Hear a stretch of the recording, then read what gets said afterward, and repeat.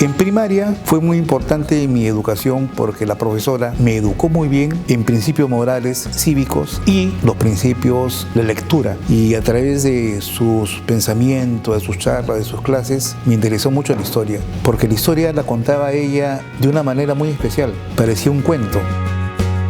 Mi nombre es Roberto Isaac Mendoza Policarpio.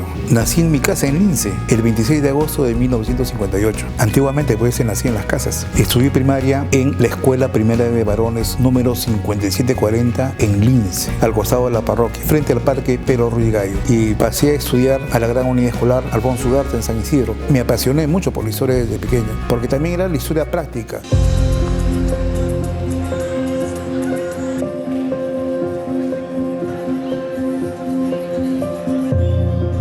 En el año de 1983 ingresé a la Universidad Nacional Mayor de San Marcos, Facultad de Ciencias Sociales. Uno tiene que leer mucho para ingresar. Recordemos que antes las pruebas eran mucho más fuertes. Entonces, en ese sentido, era un honor, un orgullo ingresar. Me acuerdo que toda mi familia me saludó, mi barrio me saludó, porque era bien difícil ingresar. Y era una época un poco conflictiva. Año 1983, todavía no estaba construida la Facultad de Ciencias Sociales, así que los primeros años estudiamos prácticamente en la Facultad de Letras.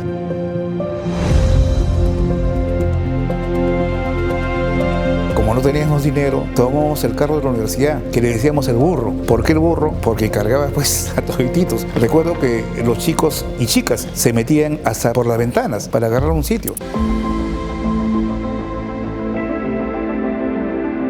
A través de los círculos de estudios promovían debates políticos, debates históricos. Estos círculos de estudios eran promovidos por gente pro sendero. Y los debates eran, pues, por ejemplo, ¿no?, si creíamos en Dios, habían debates, ¿no?, sobre el materialismo. En el aula de clases dividían. Por ejemplo, si éramos 30 estudiantes, de repente eran 20 chicas. Las 20 chicas las ponía a un lado y el resto de los 10 hombres al otro lado. Y promovía el debate. Habían profesores que decían esto, ¿no? Señoritas, ¿ustedes creen en Dios? Y las chicas le decían, sí, creemos en Dios. Entonces, si ustedes creen en Dios, ¿lo han visto a Dios? No, ellas decían, no hemos visto a Dios. Pero entonces, ¿cómo creen en Dios si Dios no existe? Decían, en cambio, sí, nosotros uno puede creer porque estamos palpando la pobreza, la riqueza por un lado, lo que está pasando en muchas partes de nuestro territorio, las muertes que se están dando, ¿no?, por gente, por compañeros que están luchando por cambiar al país, para que todos tengamos un pan que llevarnos a la boca, para que todos tengamos trabajo. Entonces, esa forma de ideología nos iban causando dentro de las mismas clases. Íbamos a estudiar y las aulas de la universidad estaban cerradas. ¿Qué hacíamos con los profesores? Nos íbamos a una cafetería fuera de la universidad, nos íbamos muchas veces a un bar. Hay un bar que le decíamos la escuelita, porque todos los alumnos sanmarquinos nos íbamos ahí con los profesores y ahí recibíamos las clases también, ¿no? ¡Patria o muerte!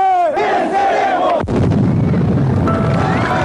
Era una época bien convulsiva para todo el Perú, ¿no? Nosotros que estábamos con nuestros maletines, teníamos muchas veces que cargar los libros, Marx, Engels, Lenin, las tesis filosóficas de Mao Zedong, esos libros chiquitos rojitos. Pero como ya muchos compañeros, cuando se regresaban a su casa, las Fuerzas Armadas hacían pues las batidas, ¿no? Entonces subían a los carros y revisaban los cuadernos. Si uno le encontraban el carnet universitario de San Marcos, era pues fastidioso, ¿no? Lo revisaban en el maletín, ¿no? Y se encontraban con estos libros, ya los daban por terrucos, ¿no? O sea, sanmarquino, sinónimo terruco. Década del 80 peor. Entonces eran muchos compañeros llevados a la prefectura de Lima. Luego de horas o muchas veces pasaron más de un día, los soltaban. Estudiamos materialismo histórico y materialismo dialéctico. Y era puro marxismo. Para que creemos una nueva sociedad, tiene que haber una guerra. Y recuerden que en ese tiempo estaba como lema, ¿no?, el poder lanzar el fusil. Era una constante de lecturas, era una constante de las enseñanzas de algunos profesores, no todos, ¿no? Dentro de los compañeros universitarios, uno muchas veces no sabía quiénes eran pro sendero o de sendero.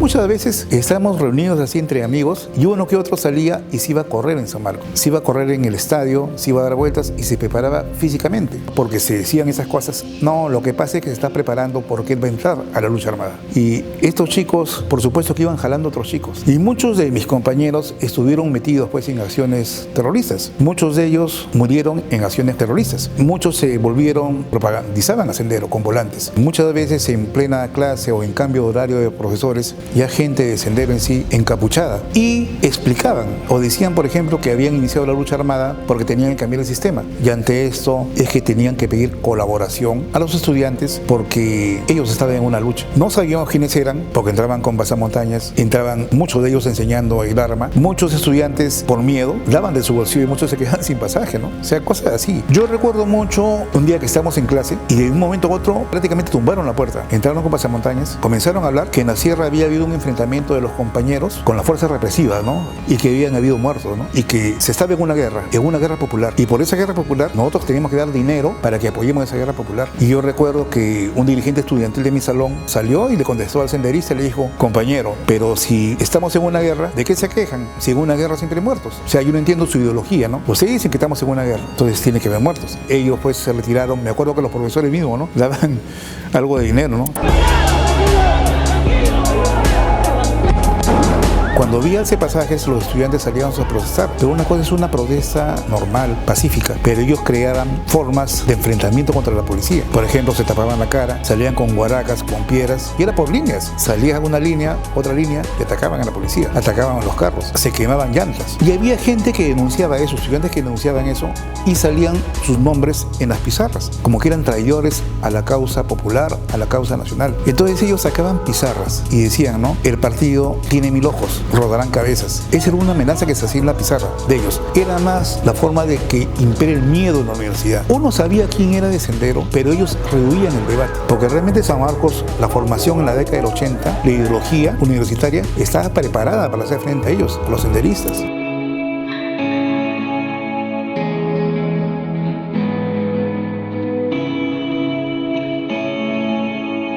Habrá sido el año 85. Una noche, me acuerdo, hicieron un meeting y para ello utilizaron el bosquecito de letras que está en San Marcos. Hicieron un pequeño tabladillo y se presentaron ellos encapuchados y dijeron que una nueva oleada de estudiantes sanmarquinos iba a ir a la lucha armada. Muchos de ellos con pasamontañas, sus arengas, hicieron un pequeño meeting y recuerdo, eso habrá sido 9 de la noche más o menos. Más de 50 personas salieron encapuchados, salieron con velas, todos caminando en dirección a la avenida Colonial, en donde los esperaban unos ómnibus y todo decían que se iban a la lucha popular, a la lucha armada, a la sierra.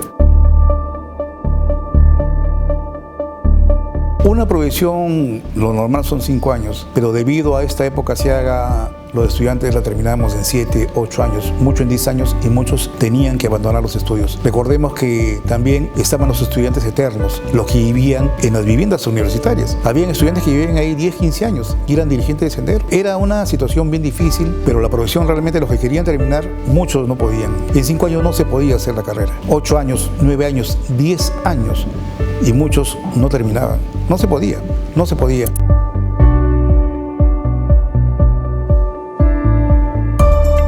Ellos estaban prácticamente ocultos y aprovechaban coyunturas específicas para salir a hacer sus actividades. En el año 1990, yo crecí en el 83, me presenté a la Comisión Permanente de Historia del Ejército de Perú a hacer mis prácticas. Estuve ahí un año practicando y entonces cuando yo regresé a la Universidad de San Marcos para ver mi documentación, salió una pizarra de Sendero donde decía, ¿no? Roberto Mendoza es un infiltrado de las Fuerzas Armadas. O sea, prácticamente conocían mis actividades en donde yo había estado. Entonces no pude volver a la universidad por cuestiones, claro, da miedo, o sea, como que te seguían. La ley universitaria no permitía que ingresen las Fuerzas Armadas, pero sin embargo el terror ya imperaba en la universidad. Por eso es que a principios de la década de 90 un escuadrón de caballería del ejército ingresa a la universidad. Y en ese sentido es que se pone más orden, en ese sentido es que el estudiante se siente más seguro, en ese sentido es que se da un poquito más de estabilidad. Claro que hay voces en contra, pero los personajes, los estudiantes que estuvieron en esa época se sentían más seguros. Ante el terror, muchos decían, se imponen las Fuerzas Armadas, pero se tenía que ver una mano dura ahí. Y eso, el escuadrón de caballería te dio una estabilidad donde el estudiante podía estar más tranquilo, dedicado a sus labores como educando, como alumno.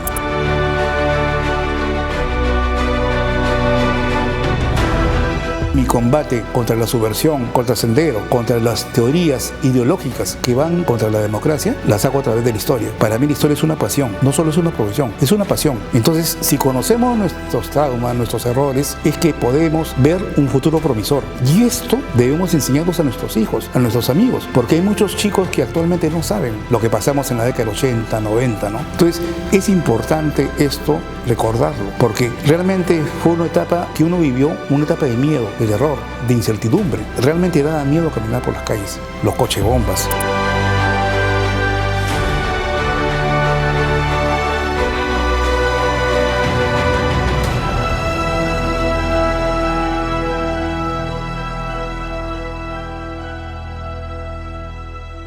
Muchas veces se piensa que las Fuerzas Armadas, por ejemplo, son el aparato represivo del Estado peruano, pero las Fuerzas Armadas son los componentes. O sea, no nos hace diferencia vestir uniforme o no, porque el combate contra la ideología subversiva, contra los que atentan a la democracia, los damos todos. No necesitamos vestir uniforme. A través de nuestras charlas históricas es que damos ese combate, a través de nuestra pluma, de nuestros escritos.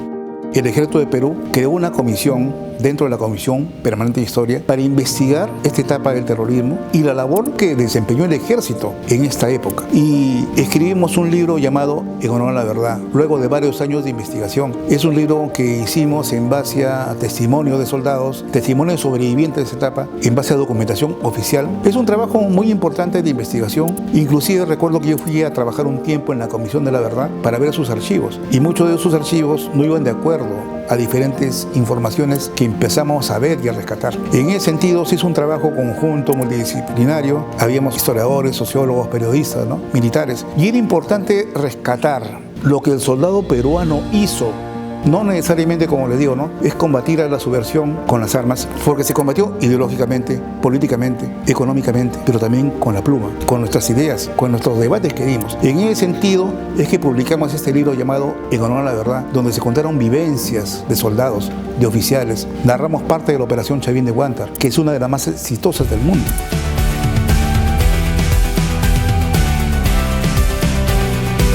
Y esta etapa realmente tenemos que conocerla, estudiarla, analizarla y difundir que esta etapa no se debe volver a vivir por el bien de la democracia, por el bien de nuestra historia, por el bien de nuestro país, por el bien del Perú, por el bien de todos nosotros, de nuestros hijos, de nuestros amigos, de nuestros familiares, de las nuevas generaciones y difundir. Son etapas aciagas, son etapas negras que no debemos volver a vivir.